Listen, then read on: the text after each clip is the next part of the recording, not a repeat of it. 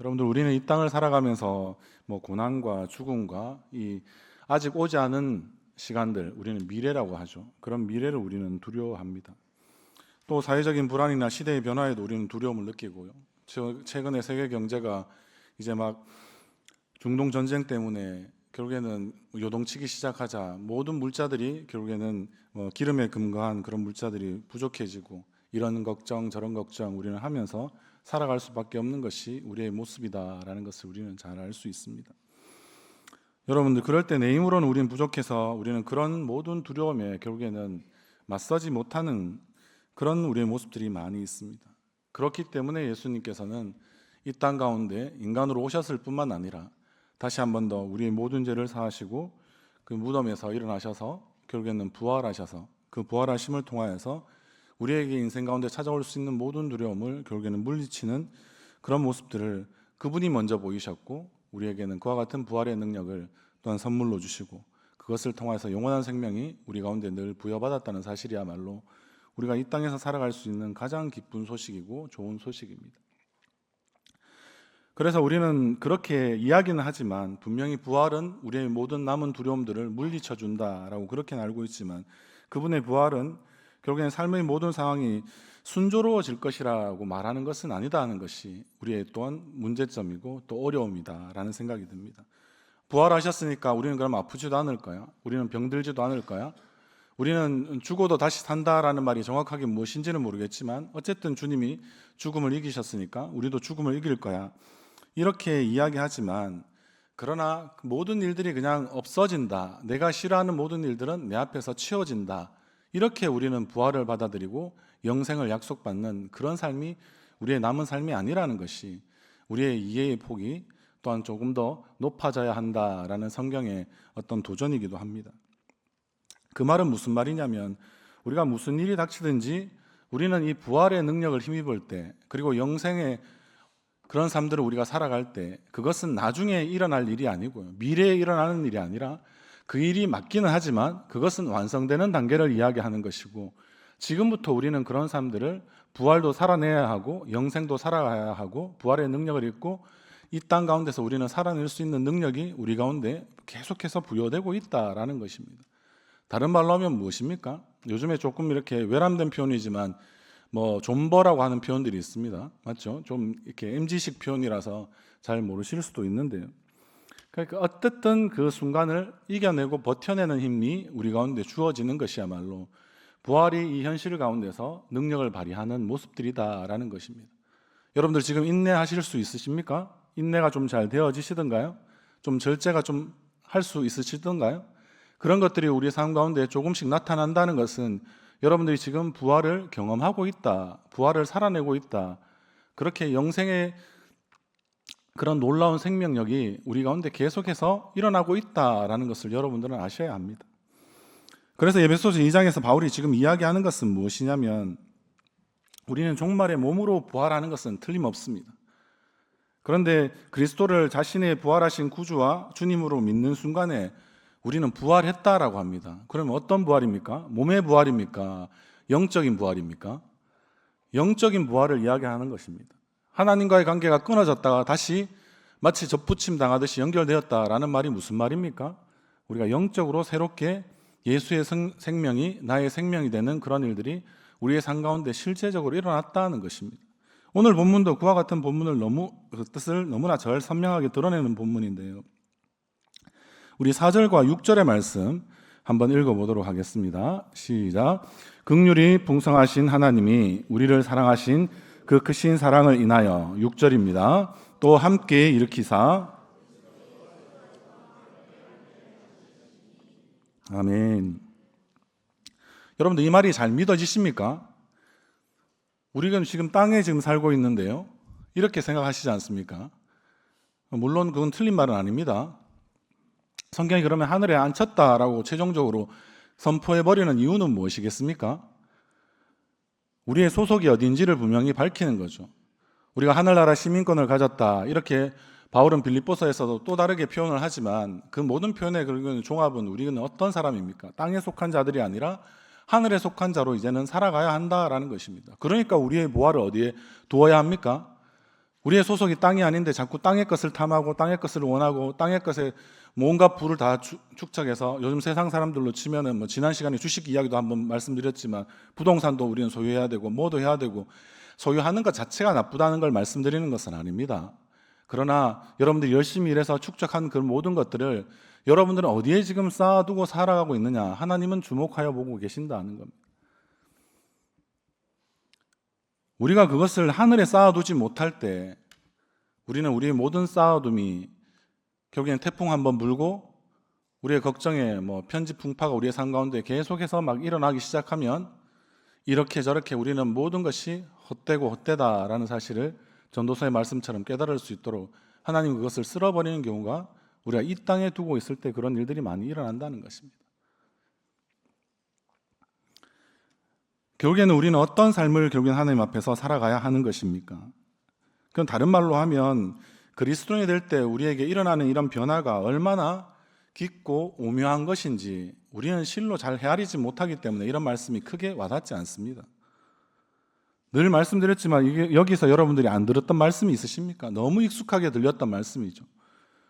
그런데 4절 말씀에 있는 것처럼 주님의 놀라우신 사랑과 그 은혜를 통하여서 우리는 결국에는 함께 그리스도와 함께 우리를 살리셨다라고 이야기하고, 살리신 정도로 하나님 만족하시는 게 아니라 우리를 함께 일으키셨다라고 이야기하고, 일으키신 상태에서 너 그냥 그렇게 가만히 있어라 라고 이야기하거나 걷기만 해라 하지 않으시고 뛰라고 하시고, 마치 어떻게 보면 비상하는 것처럼 날아다니라 라고 말씀하시는 거고, 그것의 최종적인 마치 목적지가 하늘에 앉혀있는 상태로 너는 살아가게 될 것이다 라고 이야기합니다. 제가 지난번에도 다니엘에 대한 이야기를 했었지만, 다니엘의 하나님께서 인정받을 때 그는 밤하늘에 흩뿌려진 별처럼 그런 삶들을 우리가 살아간다. 나는 내한테는 전혀 와닿지 않는 말씀이지 않습니까? 저도 그런 말씀이 많이 와닿아서 그런 이야기를 했을까요? 말씀이 그렇게 이야기하고 있으니까 제가 여러분들에게 전했는 것뿐이죠. 저도 다 믿어지지 않습니다. 오늘도 우리는 태산을 넘어 홍곡에 간다라고 아무리 이야기해도 하늘의 영광, 그런 이야기 많이 하지 않습니까? 여러분, 하늘의 영광이 무엇인지 압니까? 땅의 영광도 지금 제대로 우리는 헤아리지 못하겠는데, 우리는 보이는 영광도 잘 쫓아서 살아가지 못하겠는데, 하나님은 보이지 않는 그런 영광스러움까지 우리에게 더해 주시겠다. 바로 이것이 여러분들이 받은 구원이고 하나님의 나라다. 이렇게 계속 말씀하시니까 마치 우리는 선문답하는 것 같기도 하고, 우리는 하늘의 언어로 말씀하시는 그 하나님의 말씀을 제대로 이해가 안 되고, 그래서 성경은 어렵고, 또 그래서 우리가 땅의 것으로 마치 푼 것처럼 만드는데 우리는 너무 그것을 속된 것으로 만들어버리고 땅의 것으로만 자꾸 찾고, 그런 삶들이 우리 가운데 계속 엇박자가 나면서 살아가니까 이런 바울이 이런 에베소 교회를 향하여서도 이런 이야기를 분명하게 이야기해 주는 것입니다. 우리의 지금의 상태가 어디 있느냐? 여러분들은 지금 어디 계십니까? 교회에 계십니다. 맞죠? 예. 정확하게는 예배당에 계십니다. 여러분들의 육신은 그렇습니다. 여러분들 영은 어떻습니까? 죽은 상태가 아니다라고 말하니까 우리는 다시 살아난 거죠. 다시 살아났으면 어디에 있어야 합니까? 내 마음속에 있겠죠. 이렇게 이야기해서 동시에 이렇게도 표현할 수도 있겠죠. 예? 그런데 그런 뜻이 아니라는 거죠. 우리의 영은 지금 하나님과 함께 있게 된다는 것이니까, 하나님이 우리 가운데 임하시는 것도 중요하지만, 어떤 의미에서는 오늘 에베소서의 이런 말씀들은 우리가 결국에는 본향을 향해서 찾아간다. 히브리서에 그런 말씀들이 많이 있습니다. 맞죠? 그런데 그런 말씀이 결국에는 나중에 내가 죽어서 가게 될 것이다 라는 게 아니라, 지금 이곳에서 오늘도 이런 말씀이 들려질 때마다 우리는 실제 무엇을 해야 됩니까? 땅의 것이 부질없음을 우리는 인정하고 늘 하늘을 찾아보고 하늘의 것을 구하고 하늘에 계신 그 하나님이 우리의 아버지 되심을 인정하고 우리는 그분과 하늘에 함께 있다라고 여러분들 과연 생각하시면서 살아가시는가? 제가 오늘 묻고 싶은 가장 중요한 질문 중에 하나입니다. 여러분들이 만약에 그것을 고백할 수 있고 그것을 점점점 맛보기 시작한다면 여러분들은 어떻게 될까요? 우리의 삶은 이제 하늘의 맛에 중독이 되겠죠. 성경의 시편 기자는 그렇게 이야기합니다. 여호와의 선하심을 맛보아 알아라 라고 이야기합니다. 찬송가에 보면 찬송가 249장에 주 사랑하는 자 다 찬송할 때라는 찬송이 있습니다. 그 찬송의 영어 가사가 너무나 우리 한글 가사와는 좀 다른 부분이 있는데요. 한번 그것을 번역한 것을 읽어보면 이렇습니다. 시온산에서 쏟아지는 갖가지 신성한 단맛, 우리가 천국에 이르러 황금길 걷기도 전에, 이렇게 되어 있습니다. 우리는 황금길 걷는 걸 너무 중요하게 생각하니까 신성한 단맛이라고 이야기하는, 일명 거룩한 단맛이라고 이야기하는 그런 맛들은 우리가 잘 못 보고 살아가는 것처럼 이야기할 때가 많습니다. 우리의 신앙생활은 결국엔 어떻습니까? 여호와의 선하심을 맛보아 알아가듯이 우리는 늘 거룩한 단맛을 추구해야 합니다. 요즘 우리 청년들은 마라 맛에 청소년들까지 포함해서 마라라고 하는 매운맛에도 중독이지 않습니까? 근데 단맛도 중독성이 굉장히 강한 거 아시죠? 어린아이들은 사탕 같은 거 이렇게 어릴 때부터 잘못 그게 섭취가 되기 시작하면 그 맛 때문에 다른 모든 맛들을 마치 잃어버리는 게 되는 것처럼 말입니다. 그래서 슴슴한 거 주시고 이유식 한다고 우리 또 아이들 태어난 가정에서는 얼마나 신경을 많이 쓰는지 모릅니다. 그런데 결국에는 그런 거룩한 그런 신성한 단맛들이 우리에게 주어지면서 그 맛에 결국에는 계속해서 익숙해져 갈 때, 다른 말로 하면 우리는 여호와의 선하심을 날마다 알아갈 때 우리는 그 황금길도 걷게 된다는 사실에 조금 더 우리는 불안함이 없고 두려움이 없고 그런 굳건한 믿음의 확신이 결국에는 우리의 삶 가운데 생긴다라는 것입니다. 여러분들은 어떠한 단맛을 원하고 그리고 어떠한 단맛을 추구하고 살아가십니까? 우리가 그렇게 될 때 우리 스스로가 어떠한 삶을 우리는 살아야 될지 우리 가운데서 계속해서 물어봐야 하는 것입니다. 제가 맛으로 표현했는데요, 다른 말로 하면 여러분들에게 좀 체험이 있어야 한다는 것은 사실입니다. 여러분들 진리가 아무리 중요해도 우리가 교리도 중요하고요, 그리고 우리가 보이는 말씀으로서 성례라고 이야기하는 세례와 이 성만찬도 중요합니다. 그런 말씀에 잘 길들여지는 것 중요하죠. 그리고 그렇게 해서 결국에는 우리의 삶 가운데 예수님을 따라가는 그런 삶의 발자국이 있는 윤리적인 실천도 실제는 중요합니다. 그러나 그것보다 어떤 의미에서는 더 중요한 것이 그거와 똑같은 비율만큼 우리가 정말 진리를 알고 우리가 그런 삶들을 추구하고 교리를 우리가 믿고 복음의 어떤 진실됨을 우리가 붙들고 살아갈 때 우리는 무엇이 더 중요합니까? 거기에 맞는 영적인 체험들이 여러분들 가운데 반드시 있어야 한다는 것입니다. 그런 영적인 체험에 대해서 어떤 프린스턴 대학교의 그 교수가 되었던 알렉산더라는 분이 이런 표현을 해봤습니다. 제가 한 번 더 읽어드리겠습니다. 종교적 지식에는 두 종류가 있는데 서로 인과관계로 밀접하게 얽혀 있기는 하지만 그래도 구별되는데요. 하나는 성경에 게시된 진리를 아는 지식이고 또 하나는 그 진리를 제대로 깨달을 때 그것이 남기는 자국이다라고 이야기했습니다. 마치 이것을 하나의 비유로 한번 생각해 보자면, 어제도 도장 찍을 일이 있어서 제가 문서에 여러 도장들, 증서에 도장을 찍었는데요. 여러분들 도장을 찍을 때 이 도장을 더 확실하게 알려고 하면 그 도장에 찍힌 그 자국이라고 이야기하는 그런 부분들이 훨씬 더 중요하지 않습니까? 찍힌 자국을 잘 보면 이것이 이 도장이 어떤 것을 표시하고 있는지를 잘 알 수 있는 것처럼 말입니다. 우리가 진리의 도장이 우리의 삶 가운데 하나씩 하나씩 켜켜이 쌓여지듯이 찍혀 있으면 우리의 삶 가운데 그것은 지울 수 없는 흔적이 되죠. 마치 예수의 흔적이 있는 것처럼. 예수가 진리라면 우리는 나름대로 예수의 흔적들을 지니고 살아가는 인생들이잖아요. 그렇게 될 때 예수님의 흔적이 우리 가운데 선명하게 찍혀 있는 여러분들 나름대로 삶의 발자국들이 분명히 있으실 겁니다. 그런 영적인 체험들이 우리 안에 많아질수록 우리는 부인할 수 없는 그런 진리의 그 맛을 우리는 결국에는 알아가게 될 것이고요. 그런 것이 진짜 말하는 거룩하고 신성한 단맛이 우리 가운데 있는 것입니다. 그런 맛을 본 사람은 여러분들 다른 것을 맛보려고 하겠습니까? 5살짜리 아이도 사탕을 주면 그 사탕이 좋지 다른 음식들 다 치우지 않습니까? 우리에게는 아직도 그러한 거룩한 단맛에 우리는 익숙해져 있지 않다라는 것이죠. 그렇기 때문에 어떤 의미에서는 우리는, 다른 의미에서는 예수의 흔적도 우리에게는 별로 많이 있지 않는 그런 삶이 되다 보니까 우리는 영적인 체험도 부족하고 그리고 진리를 깨닫는 데 있어서도 부족하고, 이러다 보니까 우리의 성장은 자꾸 더디는 그런 불균형한 모습들이 우리의 신앙생활 가운데 너무나 많이 나타난다라는 것을 우리는 알 수 있게 된다라는 것입니다. 여러분들, 그러하기에 실제 우리 가운데 이 부활이 왜 중요하냐 많은 분들이 물으시면, 종료주일인데 제가 왜 부활을 지금 말하느냐라고 이야기하면 그것이 그만큼 종료주일이든 고난주간이든 모든 것이 결국에는 부활에 초점이 맞춰져 있기 때문에 그렇습니다. 그 부활을 통해서 우리는 어떻게 됩니까? 예수와 분명히 연합하는 사건이고 그것을 통해서 우리는 계속해서 예수의 생명이 나의 생명 되는 일, 예수의 생명이 우리의 생명 되는 일들이 계속해서 일어난다라는 것입니다. 더 쉽게 이야기해 볼까요? 우리가 말씀을 들을 때 우리의 귀가 열려지기를 원하시잖아요. 저도 그런 찬양 좋아해서 한 번씩 앞에서 찬양 인도할 때 많이 부릅니다. 여러분들의 귀가 영적인 귀입니까?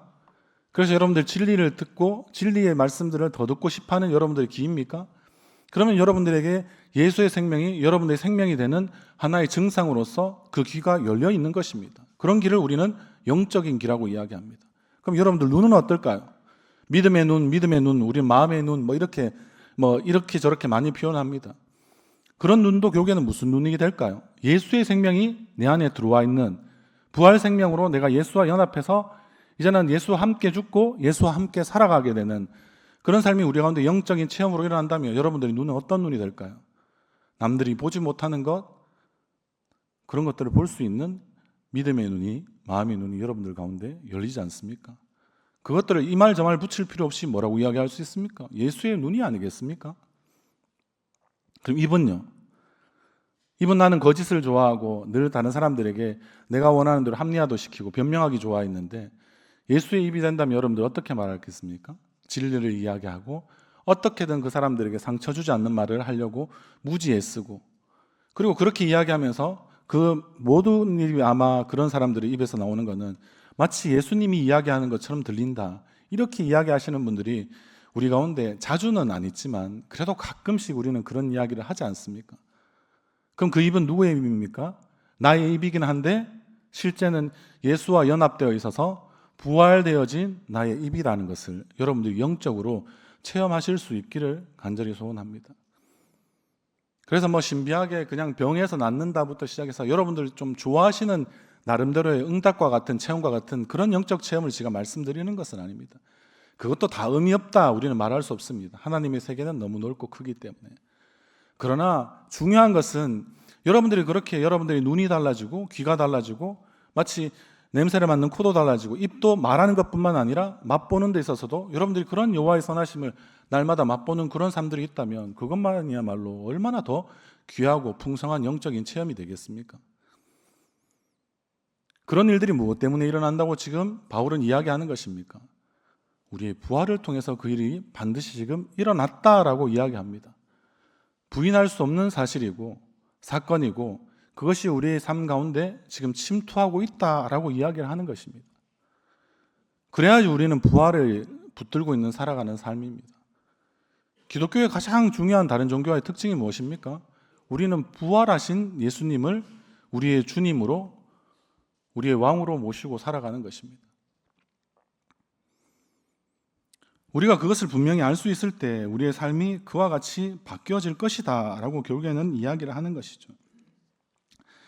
오늘 1장 18절의 말씀 우리가 바로 옆에 있으니까 한번 읽어보도록 그렇게 하겠습니다. 1장 18절의 말씀 18절의 말씀 한번 읽겠습니다. 시작. 너의 마음의 눈을 밝히사 그의 부르심의 소망이 무엇이며 성도 안에서 그 기업의 영광의 풍성함이 무엇이며 그 뒤에 그의 힘의 위력으로 역사하심을 따라 믿는 우리에게 베푸신 능력이 지극히 크심이 어떠한 것을 너희로 알게 하시기를 지금 구하노라 라고 이야기하고 있습니다. 20절과 21절은 우리에게 지금 2장 1절에서 7절까지 주신 그 본문의 말씀과 똑같은 아마 내용들로 예수님이 그렇게 되셨다라고 이야기합니다. 예수님을 하나님께서는 자신의 오른편에 하늘에 앉혀주셨다라고 이야기하고 모든 이름 위에 뛰어난 이름을 허락하여 주신다. 그리고 모든 것들이 발 아래 복종케 된다. 그를 만물 위에 교회의 머리로 삼으셨다라고 이야기합니다. 교회의 머리로 삼으신 예수님이 그렇게 만물을 통치하고 계시면 우리는 어떻게 할까요? 우리에게 받은 영역들 가운데서 일정 부분, 우리의 직업적인 군으로 이야기하면 여러분은 다양한 직업으로 하나님이 콜링 하셨습니다. 직업의 또 다른 이름은 콜링, 부르심입니다. 그럼 여러분들 부르셔서 여러분들이 속한 모든 공동체 가운데 어떤 일이 일어나게 할까요?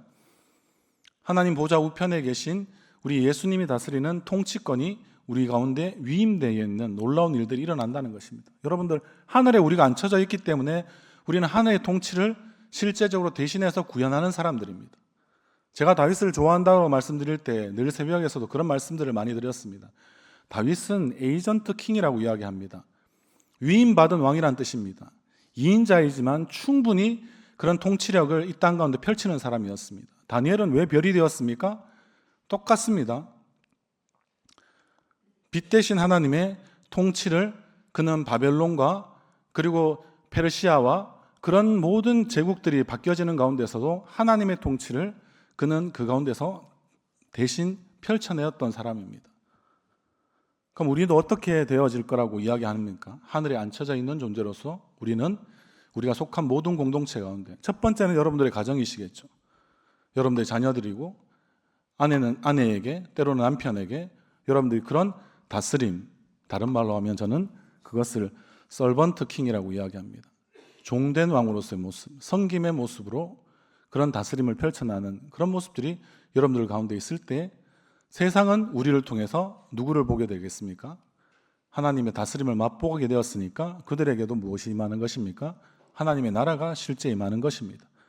우리가 부활하여서 예수의 생명으로 그리고 예수의 주신 권세로 그것들을 다 펼쳐낼 때 우리의 삶 가운데 그런 선명한 영향력들이 일어나는 것. 여러분들 이런 것들이 진짜 영적인 체험 아닙니까? 영적이라고 하니까 자꾸 보이지 않는 것을 말한다. 이렇게 생각하시는 분이 있는데 영적인 체험은 부활의 어떤 진리를 따라서 자기가 몸소 지금 알고 있는 하나님 나라를 자신의 속한 모든 공동체 가운데서 잘 펼쳐내고 살아가는 그 모든 사람들에게 여러분들의 볼 때마다 와, 저 사람 예수 믿는다. 이 말이 얼마나 멋지고 놀라운 칭찬이겠습니까? 그런 일들이 우리 가운데 계속해서 일어나는 것은 결국에는 무엇이라고요? 결국에는 이 부활 때문에 그렇다라고 이야기하는 것입니다. 하늘에 우리를 앉혀주셨다라는 말은 하나님이 설마 바울을 통하여서 우리에게 거짓말로 선포하시겠습니까? 그래서 오늘 제목이 무엇입니까? 제목으로 제가 오늘 설교 제목 한번 같이 읽어보실까요? 시작. 여러분은 현재를 지금 살아가서 아직 부활하였고 우리는 그런 삶들을 조금씩 맛보기는 하지만 완전히 완성되지 않은 상태에서 있지만 여러분들 그런 미래에 완성될 그 모습들 그대로를 우리는 현재에서 지금 조금씩 살아가면서 그렇게 하나님의 나라를 우리를 통하여서 커져가는 것을 우리는 늘 확신하며 살아가고 맛볼 수 있다라는 것을 지금 이야기하는 것입니다. 여러분들이 그렇게 정말 믿고 있습니까? 성경은 계속해서 우리에게 도전하고 묻고 있는 것입니다. 여러분들 그러기 위해서 우리에게 진짜 중요한 것은 뭡니까?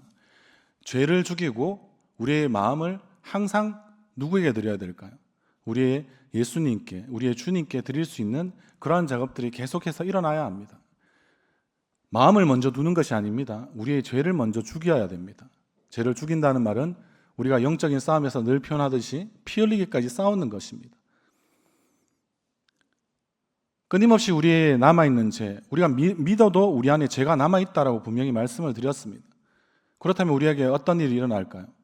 여전히 우리는 죄에 더 끌리지 정말 이렇게 아까 말씀드린 신성한 단맛이라고 이야기하거나 아니면 그런 우리가 선한 것에 우리 마음이 실제는 많이 안 끌리는 것이 우리의 현실적인 한계는 분명히 있습니다. 그러나 죄를 여전히 우리에게 남겨두신 이유는 그 가운데서 그러한 모습을 통하여서 거룩에 대한 열망을 좀 품어보라. 그리고 예수님 앞에 나아가는 것을 더 갈망해보라. 이러한 또 다른 은혜가 아니겠습니까? 그런 걸 통해서 우리는 끊임없이 죄를 죽여나가는 작업들을 우리는 치열하게 해야지만 우리의 마음이 진짜 이제 하늘에 두고 예수님께 둘 수 있는 그런 일들이 우리의 삶 가운데 반드시 일어나게 된다라는 것입니다. 그런데 어떤 분들은 이런 이야기를 하면 좀 착각하시는 경우가 많아요. 그러다 보니까 성장과 변화가 좀 많이 더딘 경우가 많이 있습니다. 한번 이야기해 볼까요? 죄를 죽이는 일이 그냥 잘못된 행동을 그냥 거부하거나 아니면 그저 죄를 회개하고 용서를 구하는 것 정도라고 그렇게 많이 생각합니다. 틀린 말은 아니잖아요. 용서도 구하고 회개하고 이러면 할 걸 다 있는 것 같은데 이런 생각이 듭니다. 그런데 이런 죄를 죽인다라는 말은 행동과만 관계되는 것이 아니라 우리의 마음 가운데 죄짓기 쉽게 만드는 그런 마음의 습관들, 제가 습관이 영성이라고 몇 번 말씀드리는 이유가 그런 의미에서 습관이 결국엔 영성입니다. 여러분들의 마음이 결국에는 내 마음이 딱 한번 먹었을 때 그 마음이 조정되어서 내가 다 움직일 수 있을 것 같지만 그렇지 않습니다. 여러분들이 습관 들려 있는 대로 그렇게 여러분들 보통 많이 행동합니다. 그래서 이 습관이라는 게 굉장히 무섭습니다. 습관적으로 일상적으로 하는 것들이 여러분들이 굉장히 무서운 거죠. 죄짓기 쉬운 그런 하나의 어떤 패턴이나 하나의 매뉴얼대로 아니면 그렇게 정해진 어떤 방향성대로만 계속 흘러가면 우리는 계속 죄를 너무 짓기 쉽다는 거죠. 그래서 우리 스스로가 이런 부분들을 생각해 볼 때 마음의 습관도 문제이고요. 우리의 생각도, 우리의 감정도 이런 습관이나 습성과 너무나 관계되어 있기 때문에 여러분들 그런 부분들을 훨씬 더 많이 점검해야 한다라는 것입니다. 그래서 죄를 피 흘리기까지 싸우면서 치열하게 싸워내야 되고, 그래서 그렇게 자꾸 우리 스스로의 마음을 돌아보면서 내가 행동만 돌이켰다라고 해서 이 사람이 죄가 없다라고 하나님은 말씀하시지 않잖아요. 그리고 예수님도 이 땅 가운데 오셨을 때 결국엔 여자를 보고 음욕을 품는 사람마다 어떻다고 했습니까? 간음했다라고 이야기를 하지 않습니까? 그게 왜 그렇습니까? 마음에서부터 먼저 벌써 죄가 다 일어나서 그런 방향으로 늘 흘러갔던 것입니다. 이걸 멈추거나 돌이킬 수 있는 힘이 그에게는 없게 된다는 거죠. 그래서 단순한 용서, 우리가 회개라고 이야기하지만 그것이 시작되는 시점이 결국에는 마음이었다라는 것을 우리는 확인할 수 있어야 한다는 것입니다. 두 번째 말씀드린 대로 죄를 죽이면 결국에는 우리 마음을 올바르게 이렇게 해서 결국에는 마음을 두는 일은 바르게 살려고 그냥 열심히 애쓰는 것이다. 이 정도에서만 말하시는 분도 많습니다. 그런데 실제 그렇지 않습니다. 영국의 신학자 중에 그 청교도 신학자 중에 청교도의 왕자라고 마치 이야기하는 그런 신학자가 한 명 있는데요. 그 사람이 바로 존 오웬입니다. 제가 지금 말씀드리는 것은 존 오웬이라는 사람이 썼던 죄 죽이기라고 이야기하는 책에 많이 나와 있습니다. 나머지 내용들도 성경을 읽으신 다음에 또 그런 오웬의 책도 많이 읽으실 수 있으면 저는 좋겠습니다. 그런데 이러한 모습들 가운데서 실제 존 오웬이 뭐라고 이야기하냐면 위의 것을 생각하는 것이다. 바르고 참되게 그냥 우리가 열심히 살려고 애쓰는 정도가 우리가 마음을 두는 그런 일들이 아니다. 위의 것을 생각하는 건데 위의 것을 생각하는 것이 과연 무엇인가? 우리가 물어보면 존 오웬이 이렇게 이야기합니다. 예수님의 당신의 마음을 사로잡아서 여러분들이 그분 쪽으로 계속해서 마음이 기울어지게 하는 것을 마음을 두는 행위라고, 두는 것이다 라고 정의 내립니다. 그러니까 그렇게 하기 위해서는 결국에 어떻습니까? 그런 주의 영광과 그리고 예수님이 행하셨던 그런 많은 일들이나 행적들을 우리가 묵상하고 계속해서 말씀을 붙들 때 우리의 마음이 결국에는 똑같습니다. 아까 말씀드린 신성한 단맛을 보는 작업과 똑같은데요. 여러분들 한번 그 맛을 보면 다른 맛은 더 좋은 맛이 오지 않는 이상은 우리는 그 맛만 찾게 되어 있지 않습니까? 마치 마음을 기울이는 것은 어떤 거냐면 똑같은 거죠. 그러니까 우리가 원래 원했던 좋아하는 것들이 있습니다. 근데 그 좋아하는 것들은 결국에는 죄를 짓기 좋아하고 죄를 먹고 마시기를 좋아하는 우리의 모습들이 분명히 있는데요. 그런데 그것을 결국에는 해결하려고 하면 마음을 우리는 기울여야 하는데 예수님께로 기울이는 그런 작업들이 굉장히 중요한 작업인데요. 이게 그냥 내가 바르고 도덕적으로 살려고 힘쓰고 애쓰면 괜찮다라고 하는 것으로 해결되지 않는다는 거죠. 그렇게 하기 위해서 우리는 어떻게 해야 합니까? 계속해서 말씀을 읽을 때 우리의 마음이 거기에 계속해서 끌려갈 수 있도록 말씀이 나를 이끄는 그런 작업들이 실제로 우리가 말씀을 많이 읽었을 때 일어나야 한다는 것입니다. 기도는 왜 합니까? 그렇게 말씀을 붙든 이 일들이 마치 부활이 놀라운 영적인 체험이 되고 우리의 삶 가운데 실제적으로 일어나야 되는 것처럼 나머지 많은 일들도 여호와의 선하심을 맛보는 쪽으로 내가 계속해서 마음이 끌려가야 한다는 것입니다. 죄나 악은 쳐다보기도 마치 싫고 그리고 우리의 마음 가운데 계속해서 성과 그리고 바르게 함과 의로 교육하기 좋아하는 이 말씀에 내가 계속해서 끌려가는 것입니다. 그럼 여러분들 어떻게 될까요? 다른 것이 우리의 마음 가운데 들어올 공간을 아예 만들지 않게 된다는 거죠. 우리가 그렇게 된다면 어떻게 되겠습니까? 실제는 예수님보다 우리는 더 좋은 것이 없는 상태가 되어버린다는 것입니다. 우리가 찬양도 그런 찬양을 많이 하면서 굉장히 즐거워하시잖아요. 그러니까 예수님이 제일이 된다는 것은 예수님보다 더 좋고 예수님보다 더 만나는 것은 우리의 삶 가운데 어떤 것도 없다라고 이야기하는 것이죠.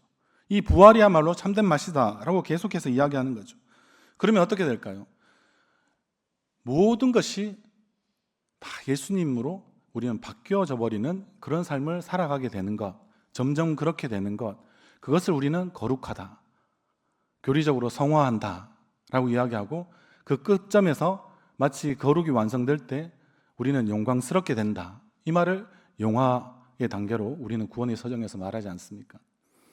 그러면 우리 안에 있는 마음속에 많은 모든 우상들이 결국엔 무엇으로 바뀌어지게 될까요?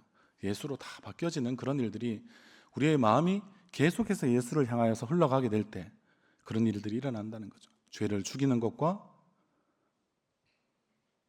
그리고 우리는 마음을 두는 일, 이 두 가지 일이 같이 일어날 때 우리는 놀라운 예수님처럼 살아가게 되고 예수님처럼 변화된 그런 삶들을 우리가 살 수 있다라는 것입니다. 실제 이 말씀을 드렸지만 여전히 여러분들에게 남은 숙제가 많은 말씀인 줄 알고 있습니다. 그러나 우리는 기억하십시오. 우리는 이미 부활하여서 하늘에 앉혀져 있는 삶이라는 것. 우리는 이미 부활하여서 하늘에 앉혀져 있는 삶을 우리는 지금도 살아가고 있다는 것입니다. 그래서 예수님께서 우리의 죄를 다 사해 주신 이유는 우리가 이제는 더 이상 죄의 종로로 타지 않도록 하시기 위해서. 그러나 현실은 안 그렇다고 말씀드렸습니다. 그럼 죄의 종노릇이 아닌 사람이, 이제 의의 종이 되어야 하는 사람이 어떻게 살아야 하겠는가? 너의 마음을 다시 한 번 더 새롭게 해라 라고 이야기하시면서 우리의 마음이 어느 방향으로 늘 기울어져 있는가? 좋고 싫음이 여러분들 다 분명하시잖아요. 내가 무엇을 더 좋아하고 있고 내가 무엇을 싫어하고 있는가? 내가 좀 요즘에 말씀을 읽는 게 싫고 기도하는 게 힘들고 이렇다면 내 마음이 결국엔 죄짓기 쉬운 상태로 계속해서 빠져가겠구나. 이런 것들을 여러분들이 판단하실 수 있어야 한다. 구별하실 수 있어야 한다라는 뜻입니다. 그래서 여러분들 우리의 삶 가운데 그런 삶들을 계속해서 살아갈 때 부단히 훈련해야 하는 것이 결국에는 우리는 말씀을 따라 살고 말씀을 따라 죽는 훈련을 해야 되는데요. 그것이 우리는 다른 말로 하면 순종이라고 많이 말씀드립니다. 늘 선교사님들 이야기할 때 첫 번째나 두 번째 예화를 들었던 그 짐 엘리엇이라는 분이 있습니다. 에콰도르 선교사로 갔다가 5 친구와 함께 도착하는 즉시에 그 에콰도르 그 원주민의 창에 의해서 그 순간에 내리자마자 마치 즉사했던 대동강에 왔었던 우리 토마스 선교사처럼 단칼에 그는 성경만 마치 이렇게 흩뿌려지게 되고 자기는 피가 흩뿌려져서 그냥 대동강에서 목뱀을 당했던 토마스 선교사처럼 그런 짐 엘리엇이라는 선교사가 있습니다. 그가 20대 후반에 결국에는 그렇게 어떤 의미에서는 세상적으로는 비명 행사하고 하나님 앞에서는 너무나 영광스러운 그 죽음을 알려줬던 인물이 원래는 그의 짐 엘리엇의 부인 엘리자베스 엘리엇이었습니다. 엘리자베스 엘리엇이 그런 썼던 책이 그 자신의 남편을 기리면서 썼던 책이 전능자의 그늘이라는 책인데요.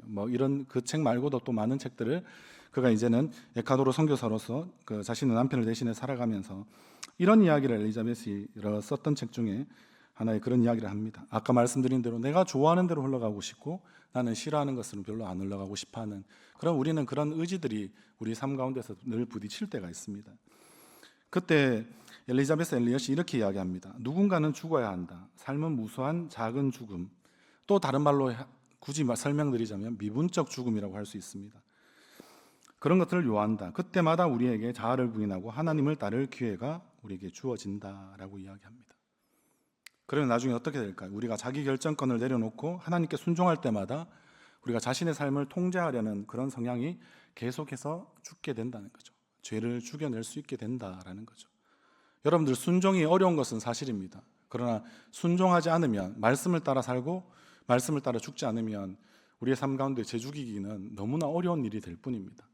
말씀을 단순히 순종한다라는 말을 우리가 말씀에 반응할 때 우리가 어느 쪽을 계속해서 선택할 것인가를 잘 살펴보셔야 하고요.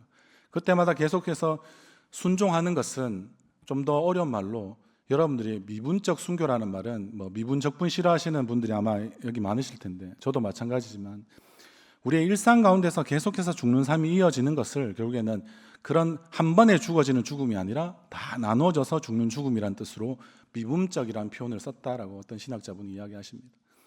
그런 미분적 죽음이 우리 가운데 계속 일어날 때 우리는 어떻습니까? 죄에 대해서는 죽고 의에 대해서 살아가는 그런 삶들이 우리 가운데 계속해서 많아지게 된다라는 이야기를 하는 것이죠. 여러분들 그렇습니다. 예수님이 나의 주인 되는 것은 하루아침에 여러분들 되지 않습니다.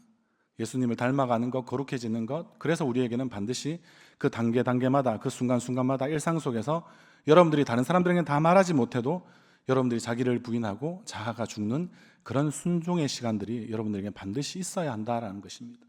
그런 것들을 통하여서 여러분들 우리는 진정으로 죽음을 통하여서 부활을 경험하는 자들처럼 우리의 삶 가운데 용서함으로써 용서를 받는 것처럼 우리가 줌으로써 결국엔 받을 수 있는 사람이 되는 것처럼 그런 삶들이 우리 가운데 계속해서 일어나게 된다라는 것입니다. 그러면 우리는 점점 어떻게 될까요? 세상 가운데서 아까 말씀드린 대로 이런 그 확인들은 교회에서도 할 수 있지만 여러분들 세상이 훨씬 더 정확하게 우리를 평가해 줍니다. 어디에서요?